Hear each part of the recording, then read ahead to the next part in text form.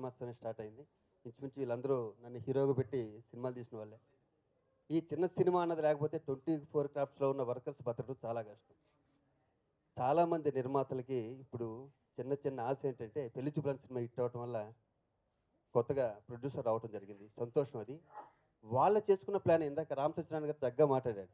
ఎప్పుడు రిలీజ్ చేయాలి అన్న దానికి సినిమా ఎంతో కష్టపడి తీస్తాం. రిలీజ్ దగ్గర చాలా కంగారు పడిపోతుంటాం చేయటానికి.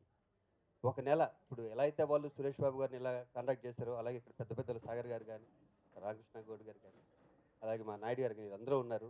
రామ్ సత్యనారాయణ గారు గాని, ఇలాంటి వాళ్ళు కొంచెం కన్సల్ట్ చేస్తే ఎందుకంటే రెగ్యులర్‌గా సినిమా తీసేవాళ్ళు, రెగ్యులర్‌గా రిలీజ్ చేసేవాళ్ళు కాబట్టి, వాళ్ళ ఆధ్వర్యంలో వెళ్తే సినిమా డెఫినిట్‌గా ఈ రోజుల్లో చాలా బావుంటుంది. అలాగే తెలంగాణ గవర్నమెంట్ కూడా చిన్న చిన్న థియేటర్ల వైపు చూస్తుంది కాబట్టి, వాళ్ళకి సినిమా మీద చాలా అవగాహన ఉంది తెలంగాణ గవర్నమెంట్‌కి. వాళ్ళ వల్ల ఇక్కడ డెఫినిట్‌గా చిన్న సినిమాలు బాగా ఆడతాయి ముందు ముందు. 'చాక్లెట్' కూడా చాలా సన్నగా ఉంటది, తీయగా ఉంటది. హీరో కూడా అలాగే ఉన్నాడు సన్నగా.